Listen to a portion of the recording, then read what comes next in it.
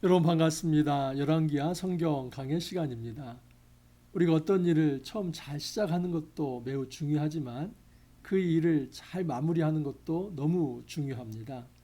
처음 생각을 잘 유지해서 끝까지 그것을 밀고 가서 마지막에 잘 마무리한다는 것, 그래서 좋은 열매를 맺는다는 것, 여러분 결코 쉬운 일이 아닙니다. 하지만 그 일을 해내는 사람이 있다면 우리는 박수 쳐줘야만 하고 그 사람은 정말 훌륭한 사람입니다. 여러분, 우리가 이런 인생 같이 살아야 하지 않겠습니까? 저에게도 그런 꿈이 있습니다. 지금 목회를 하고 있지만은 저는 은퇴 때에 정말 하나님 보시기에 기뻐할 만한 그런 어떤 은퇴를 했으면 좋겠다는 작은 소망이 있습니다. 어떤 업적이 크든 작든 그것은 중요한 문제가 아닙니다. 중요한 것은 하나님께서 얼마나 나의 마음, 이 깊숙한 이 동기까지도 살피시면서 네가 이렇게 처음에 이런 마음을 먹고 출발했는데 내가 보니까 마지막까지 네가 그 일을 잘 감당해 왔다. 정말 하나님께로부터 이런 칭찬을 받는다면 얼마나 좋을까요? 그 생각을 하면서 목회하고 있습니다. 여러분, 우리는 반드시 끝을 생각하면서 오늘을 성찰하고 살아야만 합니다. 지혜로운 사람은 마지막을 생각하는 사람입니다. 지혜가 없는 사람이 오늘만을 생각합니다. 여러분, 그 사람은 결코 발전이 없습니다. 어떤 사람이 발전이 있냐면 이 끝에 내가 어떤 사람을 평가될 것인가를 먼저 생각해 보는 것입니다.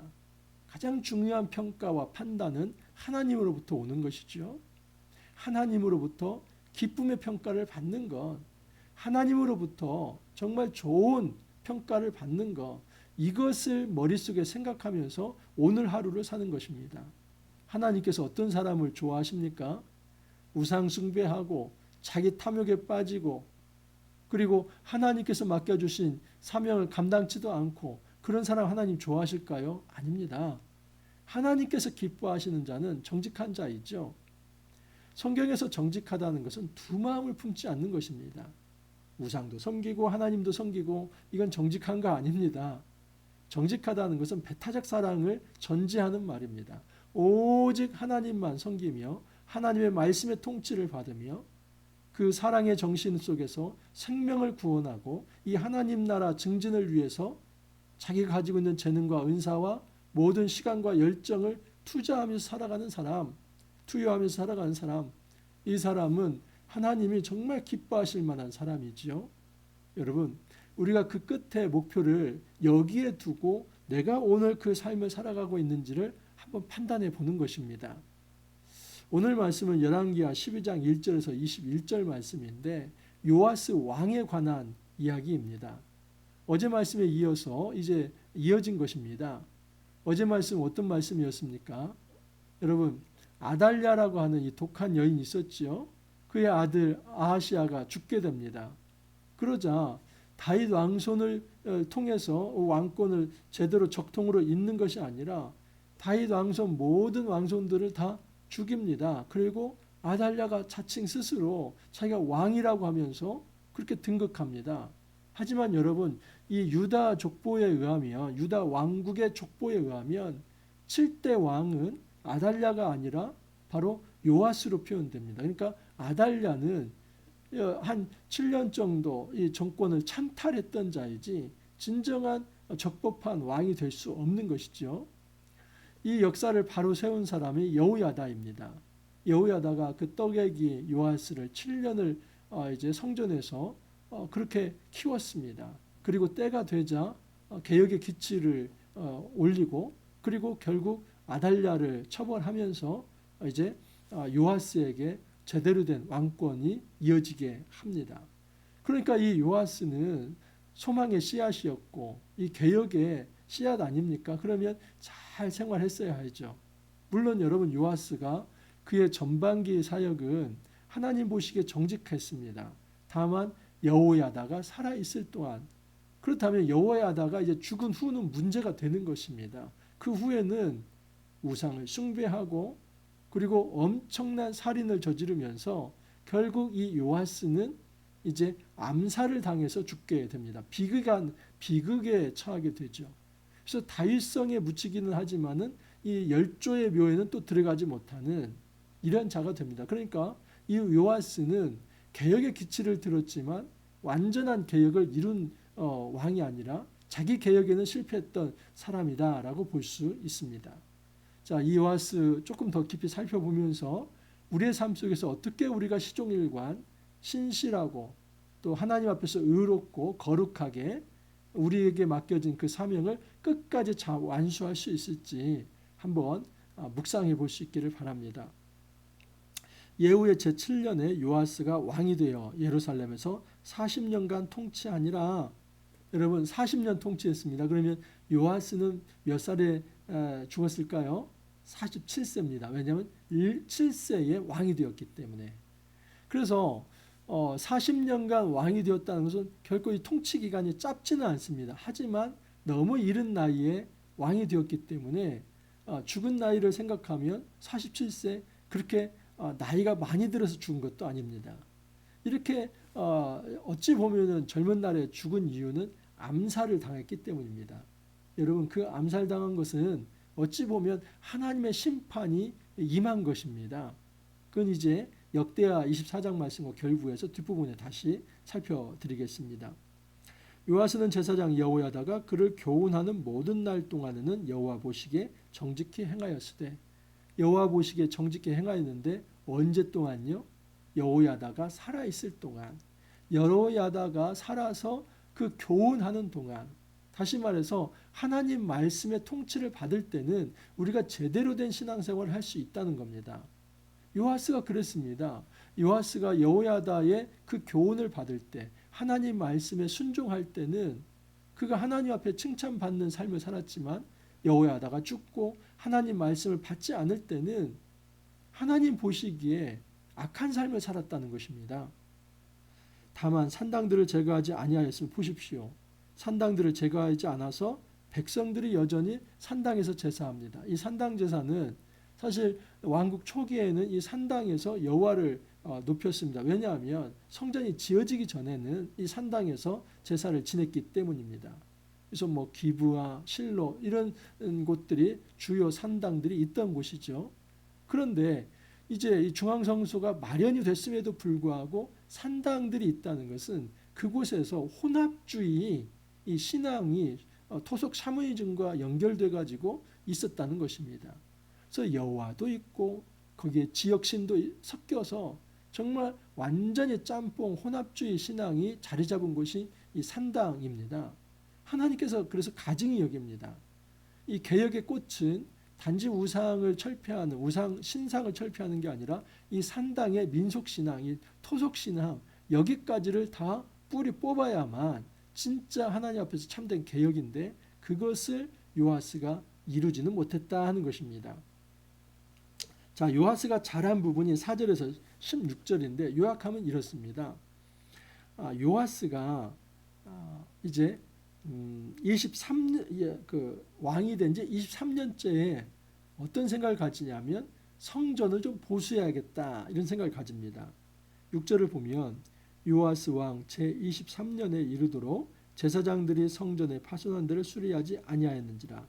요아스 왕이 대제사장 여호야다와 제사장들을 불러 이르되 너희가 어찌하여 성전의 파손한 데를 수리하지 아니하였느냐 하면서, 사실 요아스가 언제인지는 모르지만 이전에 성전을 수리하라고 그렇게 제사장들에게 명령을 했습니다. 그런데 요아스가 왕이 된 지 23년이 되도록, 그의 나이 30세가 되도록 성전 수리가 제대로 안 된 겁니다. 근데 성전 수리가 안 된 데는 그만한 구조적인 문제가 있었습니다. 왜 문제가 있었냐면, 일단 성전 수리를 하려고 하면 뭐가 필요합니까? 돈이 필요합니다. 백성들의 헌금이 필요합니다. 그런데 제사장들이 그 헌금을 받아가지고 일부 어떤 부분은 유용하거나 횡령한 것도 있고, 그러면서 자기의 이 성전 이제 금고에 딱 가둬놓고 그 돈을 성전 수리하는 어떤 전문가들에게 흘려보내지 않았습니다. 그러니까 이게 진행이 안 되는 것이죠. 여기에 대해서 요아스가 문제 제기를 합니다. 요아스 왕이 대제사장 여호야다와 제사장들을 불러 이르되 너희가 어찌하여 성전에 파손한 데를 수리하지 아니하였느냐. 이제부터는 너희가 아는 사람에게서 은을 받지 말고, 이 아는 사람은 우리 개혁성에서는 이렇게, 개정에서는 이렇게 번역을 했는데 사실은 회계 담당자입니다. 그래서 이제부터는 너희가 그 성전의 회계 담당자에게서 은을 받지 말고, 은을 받지 말라는 말은 회계 담당자에서 받은 그 은을 네가 저장해 놓지 말고 그들이 성전에 파손한 데를 위하여 드리게 하라. 이 돈을 너희들이 회계 담당자에게서 받아가지고 너희들이 갖고 홀딩하지 말고 그것을 이 성전 파손된 데를 수리하는 그 전문가들에게 흘려보내라. 이 말을, 이 지시를 합니다. 다행인 것은 제사장들이 이 말을 듣습니다. 제사장들이 다시는 백성에게 은을 받지도 아니하고, 그러니까 직접 제사장이 이 성전 보수를 위한 목적 헌금을 받지 않습니다. 그리고 성전 파손한 것을 수리하지 아니하기로 동의하니라.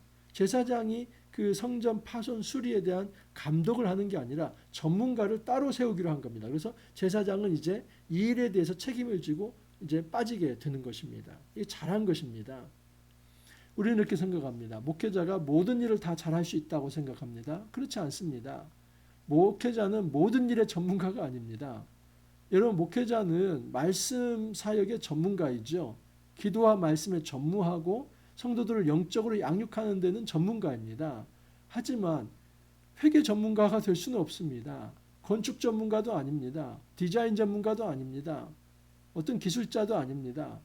그러면 여러분, 정말 필요한 그 건축이라고 하면 건축 담당자가 그 일을 감당해야지, 목회자가 함부로 내가 그래도 교회 지도자인데 내가 모든 것을 감독해야겠다 하면은 그 건축 망가지는 것입니다.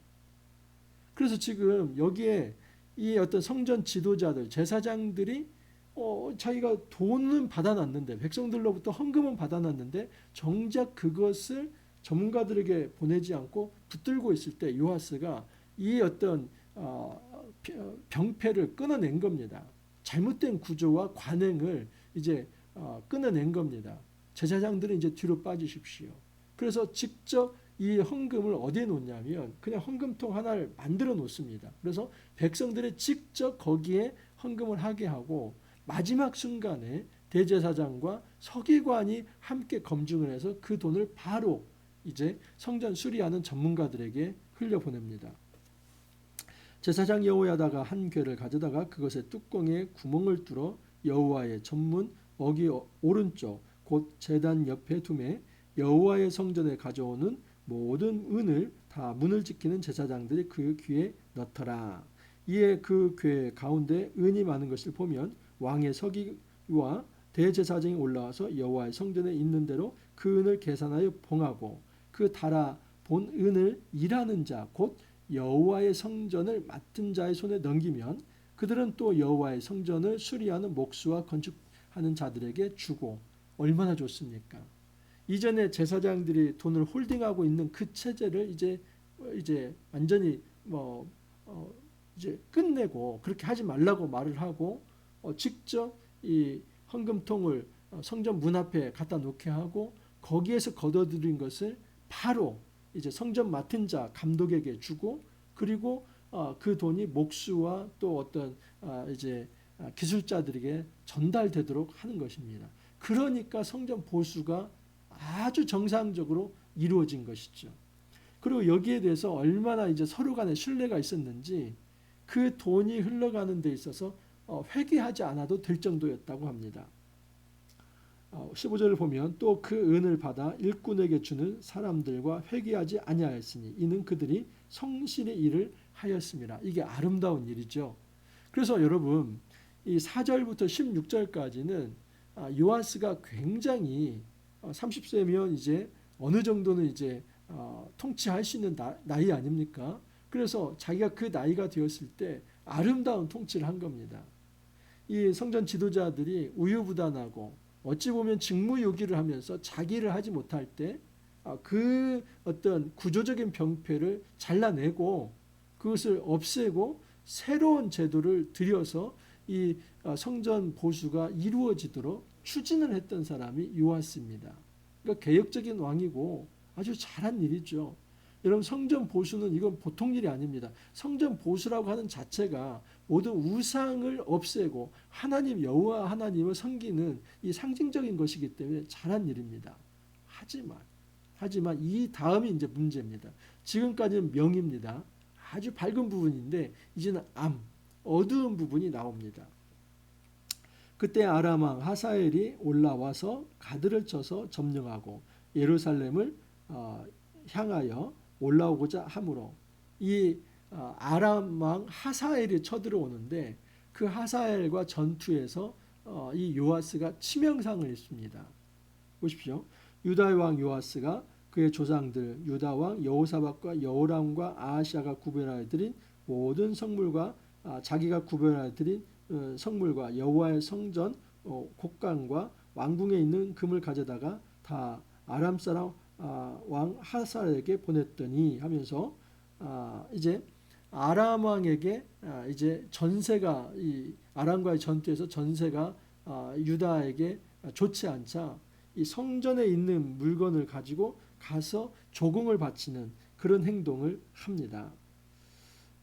요아스의 남은 사적과 그가 행한 모든 일은 유다왕 역대지략에 기록되지 아니하였느냐. 요아스의 신복들이 일어나 반역하여 신라로 내려가는 길가의 밀로 궁에서 그를 죽였고, 그래서 사실 이 요아스가 이 아람 왕 하사엘과의 전투에서 굉장히 치명상을 입습니다. 그리고 이제 도중에 돌아가는 중에 이 요아스가 그 신복들에 의해서 이제 암살을 당하게 됩니다. 여기까지만 놓고 보면 요아스가 개혁적인 왕이었는데 불운하게 그렇게 암살당했다라고 생각할 수 있습니다. 그런데 이 암살당하게 된 배경이 역대하 24장에는 잘 기록되어 있습니다. 보십시오. 역대하 24장 17절에 보면은 여호야다가 죽은 후에 유다 방백들이 와서 왕에게 절하매 왕이 그들의 말을 듣고 그의 조상들의 하나님 여호와의 전을 버리고 아사라 목상과 우상을 섬겼으므로 그 죄로 말미암아 진노가 유다와 백성에게 임하니라. 여호야다가 죽었을 때 어떤 일이 생깁니까? 요아스가 아사라 목상과 우상을 섬겼다라고 얘기합니다. 이게 웬일입니까? 이 열왕기 하에는 이게 기록되어 있지 않습니다. 근데 똑같은 사건을 이제 이 역대기는 이제 포로 후기에 지어진 성경이죠. 그래서 이제 그 이전의 역사를 다시 한번 재해석해서 담아놓은 이 성경에는 요아스의 어떤 잘못된 것을 아주 정말 그 정교하게 그렇게 지적하고 있습니다. 그러나 여호와께서 그들에게 선지자를 보내사 다시 여호와께로 돌아오게 하려 하심에 선지자들이 그들에게 경고하였으나 듣지 아니하니라. 요아스가 여호야다 살아있을 때는 말을 잘 들었습니다. 하나님 말씀을 듣습니다. 그런데 이 여호야다가 죽은 후에는 선지자들이 전한 그 메시지를 받지 않았다고 합니다. 근데 그때에 여호와의 영이 여호야다의 아들 스가랴에게 임합니다. 그래서 스가랴가 직접 이제 예언의 말씀을 합니다. 그런데 이 요아스가 그 말을 받지 않습니다. 이에 하나님의 영이 제사장 여호야다의 아들 스가랴를 감동시키매 너희가 어찌하여 여호와의 명령을 거역하여 스스로 형통하지 못하게 하느냐 하셨나니 너희가 여호와를 버렸으므로 여호와께서 너희를 버리셨느니라. 아주 그 강하게 이제 이 스가랴가 지적을 하는 겁니다. 요아스 당신이 하나님을 버렸기 때문에 하나님도 당신을 버릴 것입니다. 어찌하여 하나님을 버려서 우상을 섬겼습니까? 아주 강하게 지적을 합니다. 그런데 무리가 함께 꾀하고 왕의 명령을 따라 그를 여호와의 전 뜰 안에서 돌로 쳐 죽였더라. 원래 여러분 성전 안에서는 살인을 하지 않습니다. 왜냐하면 그 피로 인해서 성전이 더러워지기 때문에 성전 안에서 하지 않는데 심지어 성전 안에서 누구입니까? 여호야다의 아들. 여호야다는 이 요아스를 구원해 줬던 사람 아닙니까? 근데 그 여호야다의 아들 이 선지자 스가랴를 바른 말 했다고 돌로 쳐 죽입니다. 그러면 여러분 이 요아스가 얼마나 잘못한 겁니까? 이게 지금 열왕기 하에는 기록되어 있지 않은데 역대기는 이것을 분명하게 첨가해서 기록합니다. 요아스가 이런 죄를 지었기 때문에 그가 암살당할 수밖에 없었다 하는 것을 그 요아스가 그 비극적인 죽음을 당할 수밖에 없었던 것을 설명을 해주고 있는 것이죠. 요아스 왕이 이와 같이 스가랴의 아버지 여호야다가 베푼 은혜를 기억하지 아니하고 그의 아들을 죽이니 그가 죽을 때 이르되 여호와는 감찰하시고 신원하여 주옵소서. 여러분 얼마나 이 여호야다의 아들 스가랴가 억울했으면 하나님 여호와여 감찰하고 신원해 주십시오. 얼마나 억울했으면 요아스가 이렇게 한 사람을 억울하게 죽였습니다. 그것도 선지자를 죽인 겁니다. 선지자가 바른 예언을 했다고 죽인 겁니다. 요아스가 성전을 보수하고 우상을 철폐하고 이것은 잘한 일인데 그것을 끝까지 지속시키지 못한 겁니다. 그래서 나중에 아세라 목상을 섬기고 그 우상을 섬기고 거기에 대해서 선지자들이 지적을 하자 그 선지자를 죽이는 행위는 정말 이것은 하나님 앞에서 심판받을 일이죠. 그러니까 요아스는 명암이 있는 사람입니다. 1주년 말에 이 일이 있은 후에 이제 1주년이 흐른 후에 아람 군대가 요아스를 치려고 올라와서 유다와 예루살렘에 이르러 백성 중에서 모든 방백을 다 죽이고 노력한 물건을 다메섹 왕에게로 보내니라. 그런데 25절을 보면 요아스가 크게 부상함에 이제 요아스가 전쟁에서 부상을 당했습니다.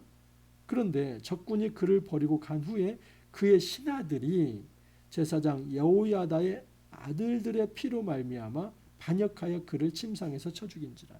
그러니까 요아스를 암살한 거거든요. 근데 그 이유가 뭐라고 합니까? 여호야다의 아들들의 피로 말미암았다라고 합니다. 물론 이제 열왕기하 14장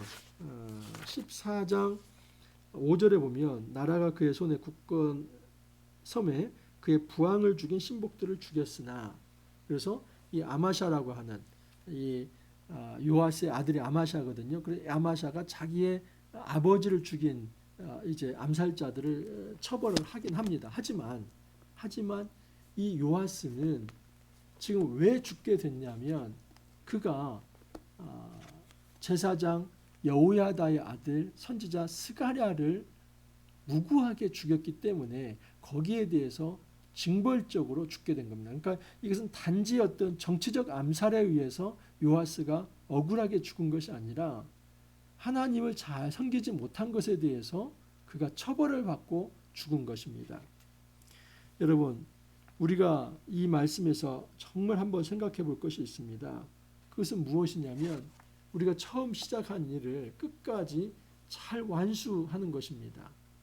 요아스는 처음에 얼마나 하나님의 그 소망의 씨앗으로 잘 자랐습니까? 그리고 여호야다가 살아있는 동안은 말씀에 순종하면서 성전을 보수하고 우상을 척결했던 자 아닙니까? 그런데 여호야다가 죽자마자 그는 이제 이 우상을 섬겼고 또 거기서 끝나지 않고 우상 섬긴 것에 대해서 지적을 하자 그 지적을 한 선지자들을 핍박하고 여호야다의 아들 스가랴까지도 죽입니다. 그 결과 하나님께서 이 요아스를 비극적 죽음에 처하게 한 것입니다. 여기 보면 21절에 그는 다윗성에 그의 조상들과 함께 장사되고 그렇게 되어 있습니다. 그런데 이 역대하에는 어떻게 기록되어 있냐면 이렇게 기록되어 있습니다.